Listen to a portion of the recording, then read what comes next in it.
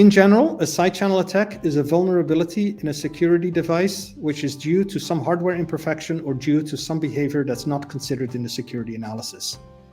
One should always consider the threat of side channel attacks for all types of security devices, both classical security devices and quantum security devices. That said, there's also some side channel attacks that are unique to quantum devices. These attacks that are unique to quantum are listed in these two white papers that I show here. I'll just cover a few example side channel attacks to give you a flavor of what they look like. Tempest is the NATO code name for spying on information systems through leaking radio or electrical signals. Now, I included this because this is an example of a side channel attack that applies both to existing classical devices as well as new quantum devices. One can easily obtain a software-defined radio gadget, such as the one shown here on the left, and the associated software to analyze radio signals leaking from a device. And these leaking signals could give an attacker insight into what's happening inside the device if it's not properly shielded. Now, an example of a side channel attack that is unique for quantum, that's specifically against QKD systems is called the so-called Trojan horse attack. Here, Eve sends a strong laser light into Alice's QKD device. The state preparation hardware, in this example a polarization modulator, will reflect some small amount of light of this injected light. And this allows Eve to determine the encoding basis of the key bits and thereby determine the key. The countermeasure against the Trojan horse attack is to add an optical circulator. The optical circulator allows light to exit Alice's QKD device but blocks all the light from entering. There might be a tiny amount of light that is still reflected, but this can be handled in the privacy amplification phase.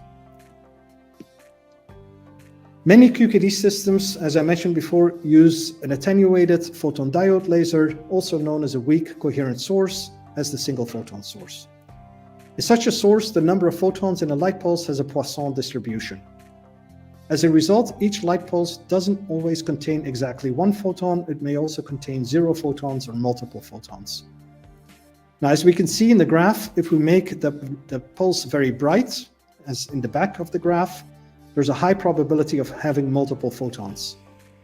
On the other hand, if we make the pulse very dim, as in the front of the graph, we won't have multiple photons, but then there's also a high probability of having 0 photons. Using a weak coherent source exposes the QKD system to the so-called photon number splitting attack, or PNS side channel attack. In this case, when Alice sends a light pulse that contains more than one photon, Eve can siphon off one of the photons and store it in a quantum memory. And then later, when Alice and Bob publicly announce the encoding basis, Eve can measure that stored photon in the correct basis and discover the key bit. There are two possible countermeasures against the photon number splitting attack. The simplest countermeasure is for Alice to send extremely weak light pulses with a mean photon number of well below 1. But this causes the key rate to be very low because most light pulses won't contain any photon at all. A much better countermeasure is to use so-called decoy states. Here, Alice sends a light pulse using one of multiple, typically 3 randomly chosen intensities, vacuum, signal, or decoy. And by observing the statistics of the different quantum bit error rates in the different intensities, Bob can detect whether Eve is doing a photon number splitting attack.